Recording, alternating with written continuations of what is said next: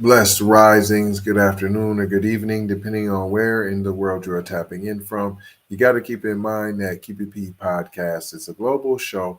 And today, on this episode of PC Shenanigans, we will be discussing Emanuel Ako says Shedeur Sanders fell in NFL draft due to not code switching.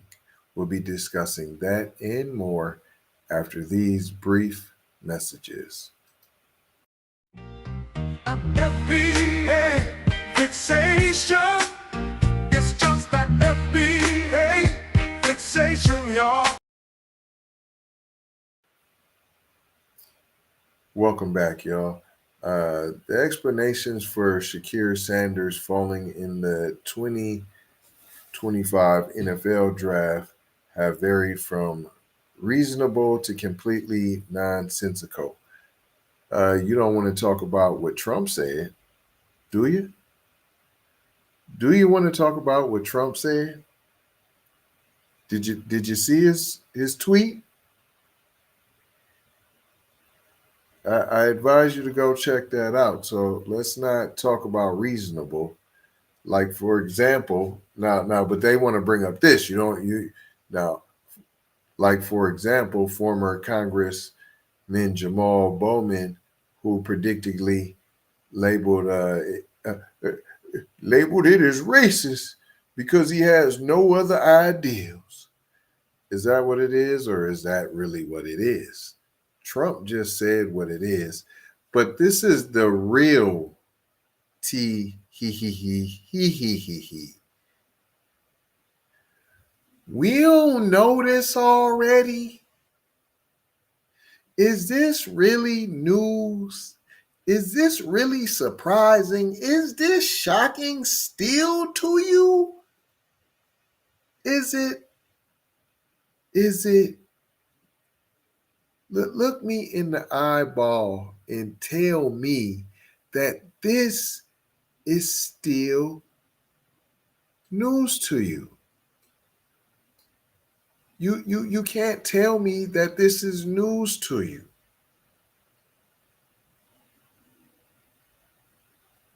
The congressman said it was racism. But are we going to talk about what Trump said? And are we going to keep acting like we don't know the NFL is racist, yet you still sit your behind on the couch, sweating, hollering, your blood pressure getting high, crying, snot in the river when they lose? Right? And now you're shocked. We didn't know. Well, according to commentator Emanuel Ako, he had to add his perspective to the Shedeur Sanders discourse, saying he believes that part of the reason he fell in the draft is that he didn't switch code. Why didn't Shedeur get drafted in the first round? I got three reasons for y'all. I spent a lot of time. I was up until 1 a.m. last night really mulling over this. This is Emanuel Ako. I spent a lot of time. I was up until 1 a.m. last night really mulling this over. This decision. Why didn't Shedeur get drafted in the first round? Number one, he didn't switch code. What do I mean? He didn't switch code. Shedeur Sanders did not change his identity or how he comes off for the sake of decision makers. He didn't act white. Once again, are we surprised that the NFL has racism? Are we back on this? Is this really a shocker to anybody? I can't believe we're still 2025. This is a shocker that racism is in the NFL. Really? You ain't know that? No, you know that. Everyone knows it, and you don't care. And that's okay, you don't care, but don't try to act shocked though. Don't pretend like you don't know how the NFL gets down. Everybody knows it. How many black NFL owners are there?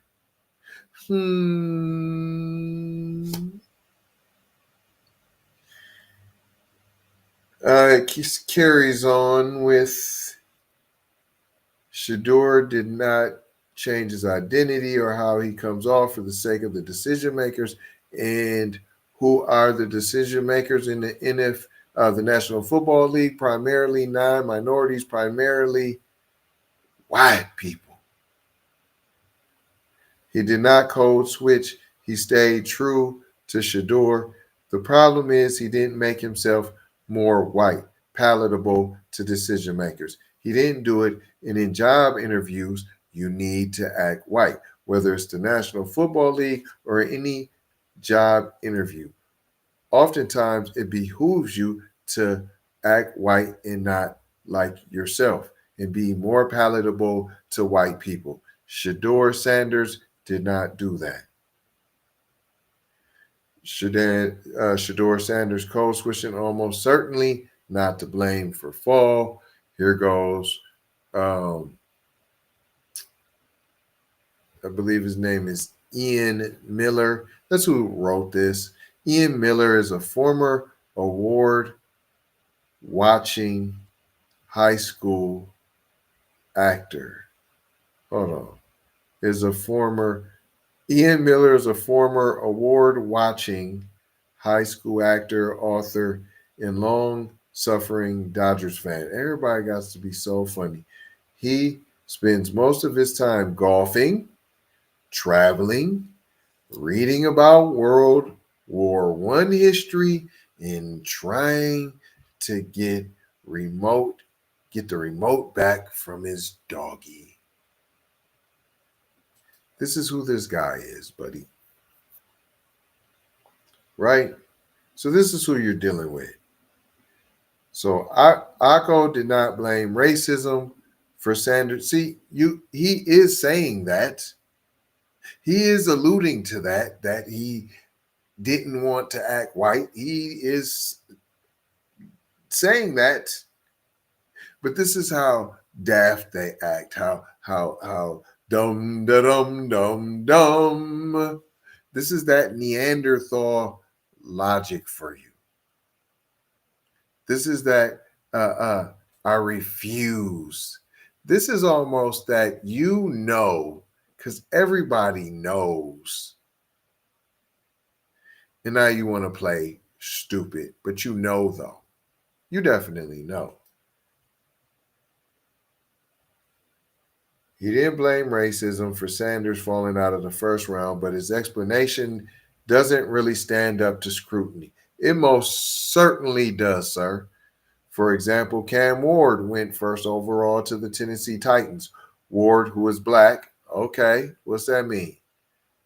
Was drafted by a white general manager, okay, what's that mean? And by a white head coach, Brian Callahan, what does that mean? So neither of those decision makers required Ward to code switch to please them. How do you know that? How do you know that? How do you know that? You was in the interview? You know how he spoke and how he talked and what he said. And then you must know him and you interviewed him before and you hang out with him and you know how he regularly is. And then you would know, but you don't know because you weren't there and you don't hang out with them. Right. If you really know, we kind of code switch on a regular basis. We're known to be chameleons. We have more than one way to skin a cat, right? So we're used to doing this automatically. But no, what you wanted him to do was shuck and jive. You wanted him to coon and buffoon, and he chose not to. But again, why are we acting surprised like the NFL is racist? Like you don't know that. And you still sit your old Kuna Matata face down every Sunday faithfully, knowing what you know. Because everybody knows. Everybody knows. carryings ons. As another example, the Pittsburgh Steelers were widely viewed as one of the top potential landing spots for Sanders. The Steelers have a black head coach, Mike Tomlin, and their general manager, Omar Khan, is the child of a Honduran mother and Indian father. And what does that mean? He would really have to code switch for them. What are you talking about? What are you talking about? Maybe not Tomlin, but possibly. What are you talking about? You ain't going in there yoing. So what are you talking about? I'm not anyways gonna talk to Tomlin like we're familiar with one another anyway. So what are you talking about? And look, he the child of a Honduran mother and Indian father. What are you talking about?